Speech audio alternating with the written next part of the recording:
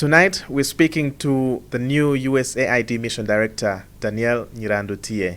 She's not entirely new on the continent. She's only new in this position. Danielle, you're welcome to NTV. Thank you so much. So good to meet you, Walter. I'm really excited about having a chance to talk to you about my time here in Uganda. What constitutes the priorities today for the USAID mission? Our priorities for the U.S. government writ large are to partner with the Ugandan people to support a prosperous, healthy, secure Uganda. So those are the overall driving goals for us. And then when it comes to USAID, the three priorities that I'll be pursuing here next within that, I want to focus on one in particular, and that is deepening our engagement here in Uganda.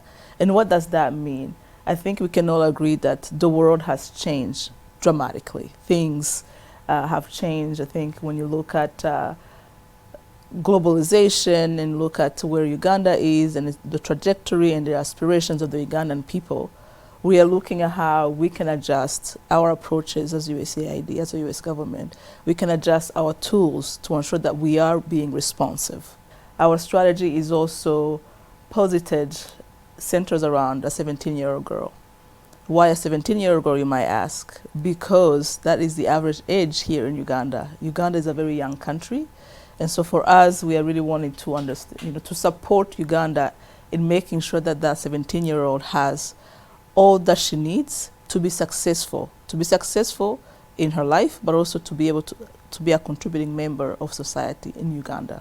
The second thing I would say here when it comes to deepening our engagement is about the commitment that the US government has made, and that is localization. You may have heard about this. Localization is one of the top priorities of the Biden administration.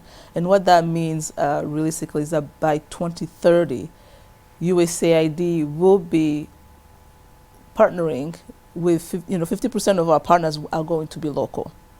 I am happy to report that here in Uganda, we've actually exceeded that target. Recently, we've seen and we've heard that there will be, funding cuts targeting malaria and HIV.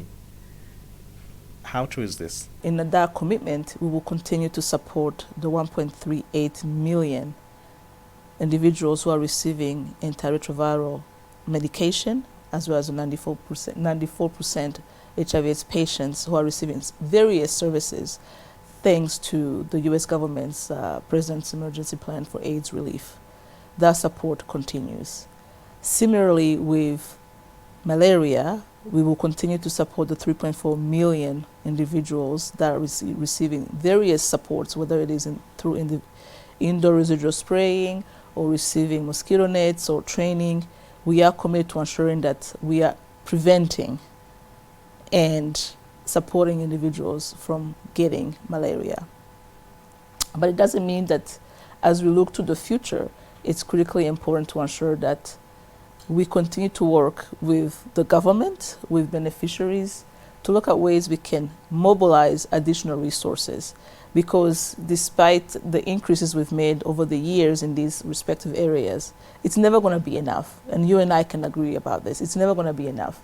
That's why in one of the priorities that I mentioned, our priority is to deepen our engagement. We want to deepen our engagement with the private sector, civil society organizations, other development partners, so that we can mobilize resources. When you check the USAID mission's website, you will read different articles, including one that, gives a warning to Uganda to reconsider its stance on the AntiHomosexuality Act of 2023. What impact does it have on the relationship between the two states? No, absolutely. As a U.S. government, as I mentioned, we are very much committed to the bilateral relationship, to partnering with the Ugandan people. It's something that we've been, as you said, we've been doing for the last 60 plus years. We've been here. However, I think that the ongoing challenges, right, the diminishing political and civic space, and the increase in violations and human rights abuses, which would include, of course, the Anti-Homosexual Act, make it extremely difficult to continue to partner And so that is how it all shakes out. And I know that even the recent ruling, where a few provisions were removed from the act itself, they were not sufficient, because we know that the LGBTQI community continues to face evictions. They continue to face violence, and even to this day, as the act says, they can face death penalty. And so what we are saying is that we want to make sure that our assistance benefits everyone in Uganda, and that there's no discrimination to that effect. Daniele Nyirandutiye, thank you very much for speaking to us.